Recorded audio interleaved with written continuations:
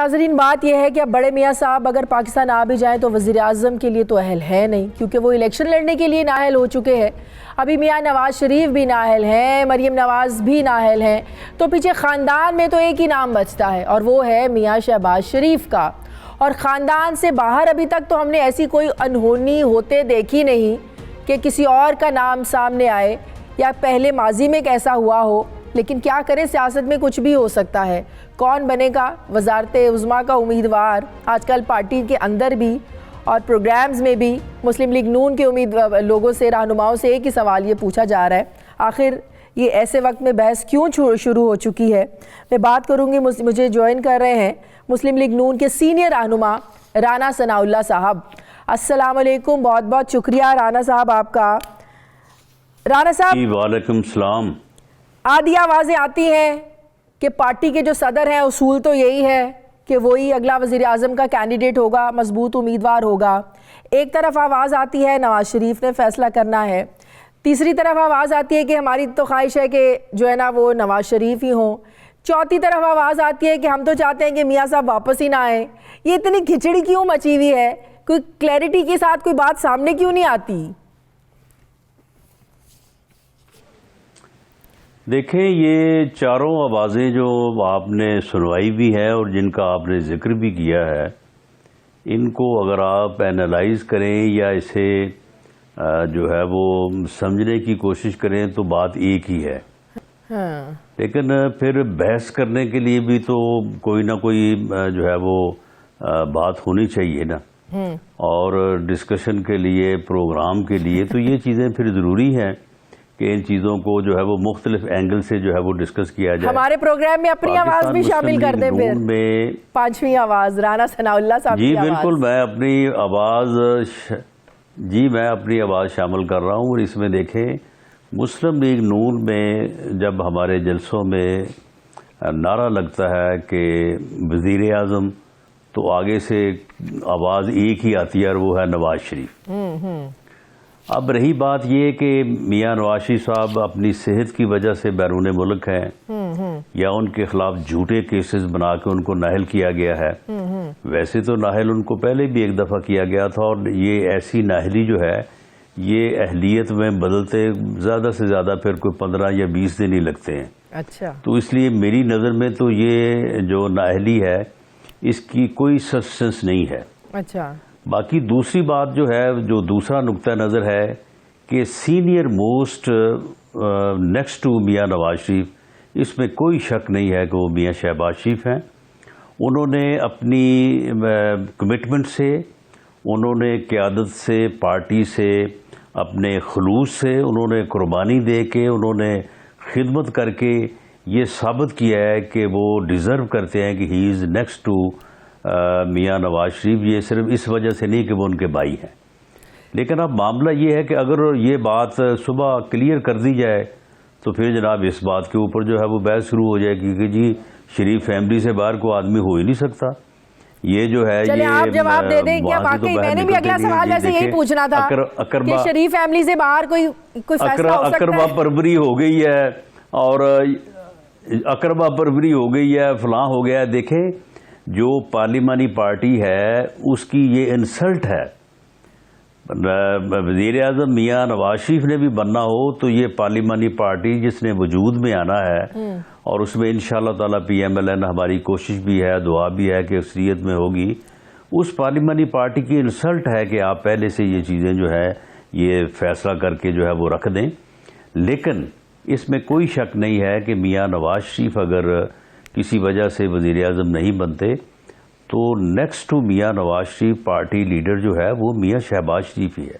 ٹھیک ہے، اس میں کوئی جھگڑا نہیں ہے، نہ مریم نواز شریف کا، نہ شاہد خاقان عباسی کا، یا جتنے بھی ہم میں سے جو 7-8 لوگ سینئر موسٹ ہیں، یہ سارے اس بات کے اوپر متفق ہیں اور سبھی کی یہ سوچ بھی ہے، رائے بھی ہے۔ لیکن ہم جیسے لوگوں کو کنفیوژن تب پیدا ہوتی ہے رانا صاحب جب مریم صاحبہ یہ کہتی ہیں کہ شہباز شریف اس دوڑ میں سب سے آگے ہیں۔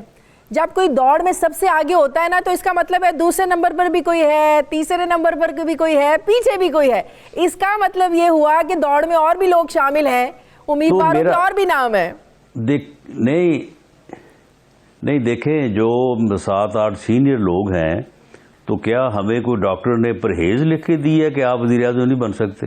زبردست. دوڑ میں لوگوں کو ہونا چاہیے. اور پارٹی میں دیکھیں یہ ایک سیاسی جماعت ہے، اس میں نمبر 1 کے بعد نمبر 2، نمبر 3، نمبر 4، نمبر 6 جو ہے یہ ہونا چاہیے. چلے نمبر 2 اب کون ہے؟ اگر نمبر 2 مریم کون نواز ہے؟ صاحبہ اور بات کرتی، دیکھیں بات یہ ہے کہ اگر مریم نواز صاحبہ جو ہے وہ اور بات کرتی اور وہ کہتی کہ جی جو ہے وہ میاں شہباز شریف ہوں گے، تو پھر سب سے بات پہلے یہ آنی تھی کہ والد کے بعد بس چچا، ہاں کسی اور کا نام ہی نہیں ہے. تو میرا خیال ہے کہ انہوں نے پولیٹیکلی انہوں نے بات کی ہے، تو اس لیے اس کے اوپر اتنا کوئی میرا نہیں خیال کہ اس کے اوپر اتنی کوئی بحث کی گنجائش ہے. نیکسٹ ٹو میاں نواز شریف میاں شہباز شریف ہی ہیں. نیکسٹ ٹو میاں نواز شریف میاں شہباز شریف. میاں شہباز شریف صاحب کے بعد کون؟ چلے اس کا جواب تو دے دے. وہ شاہد خاقان عباسی اس کے بعد میں خود ہوں. اچھا نہیں اس کے نہیں میں خود ہوں. میں تو سمجھتا ہوں کہ اس کے بعد میں ہوں. میں کسی اور کا نام کیوں لوں؟ زبردست. اچھا اس کے بعد شہباز شریف صاحب کے بعد رانا ثناء اللہ صاحب جو ہے وہ وزیر اعظم کے امیدوار ہو سکتے ہیں. چلے ایک اور سوال کا جواب دے. اگر جی بالکل.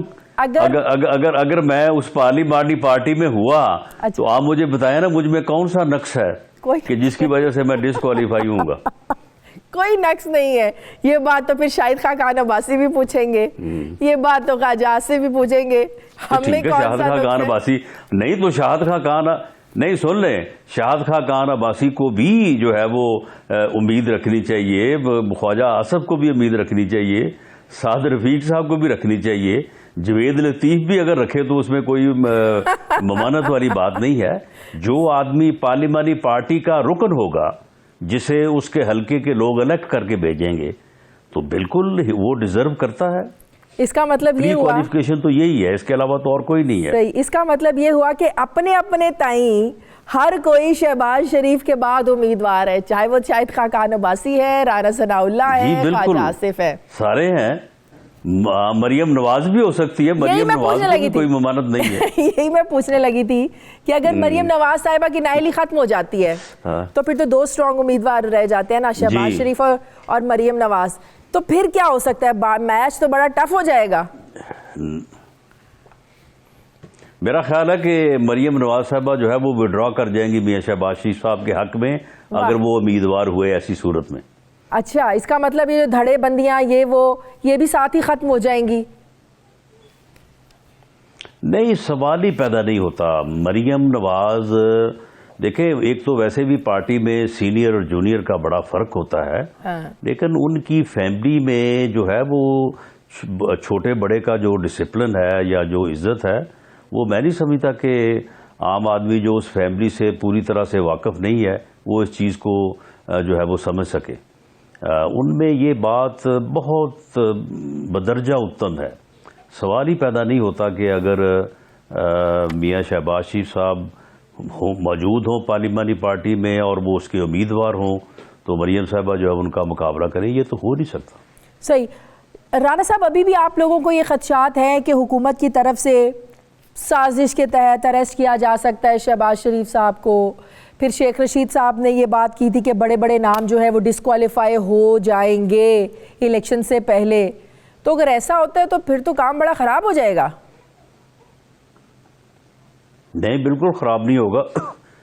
پارٹی اور زیادہ جو ہے وہ جذبے سے اور زیادہ جو ہے وہ جوش سے ریئیکٹ کرے گی اور انشاءاللہ تعالی وہ اپنی جب اکثریت حاصل کر لے گی تو پھر یہ نااہلیوں کی تو کوئی وقت ہی نہیں ہے. آپ کے علم میں ہوگا، لوگ بھول جاتے ہیں کہ 2008 میں آپ کو پتا ہے کہ جب ہم الیکشن میں جس دن ووٹ ڈال رہے تھے دونوں میاں اس دن دونوں میاں شہباز شریف اور میاں نواز شریف نااہل تھے. بالکل اس دن دونوں نااہل تھے. تو اس سے کوئی فرق نہیں پڑے گا، اس سے کوئی فرق نہیں پڑے گا.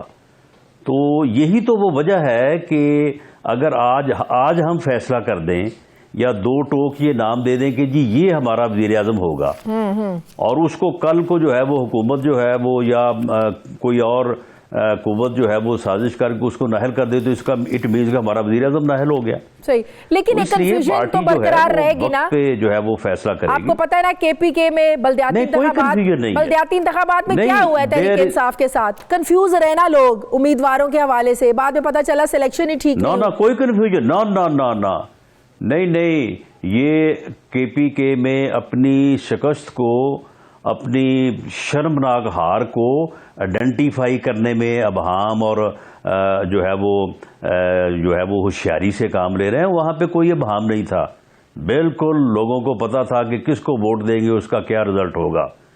پشاور میں 1,60,000 لوگوں نے ان کے خلاف ووٹ دیا ہے اپوزیشن کو. یہ کدھر جو ہے وہ بھاگے پھر رہے ہیں یہ. تو معاملہ یہ ہے کہ وہاں پہ کوئی ابہام نہیں تھا, نہ کوئی کینڈیڈیٹ کا ابہام تھا, نہ کوئی ایشو کا ابہام تھا. وہاں پہ لوگوں نے سوچ کے سمجھ کے جو ہے وہ فیصلہ کیا ہے. کبھی بھی پارٹیاں جو ہے وہ اس طرح سے جو ہے وہ یعنی وقت سے پہلے اس قسم کے اعلانات نہیں کرتی, اس میں کافی نقصانات ہوتے ہیں. تو پاکستان مسلم لیگ نون جو ہے وہ اس میں بالکل وقت آنے پہ فیصلہ کرے گی. اور جو میں نے آپ کو بتایا ہے کہ نیکسٹ ٹو میاں صاحب کون ہے اور میاں صاحب کے بعد کون ہے, یہ ساری چیزیں جو ہیں یہ طے شدہ ہیں. صحیح, کوئی کنفیوژن نہیں ہے اس میں. صحیح.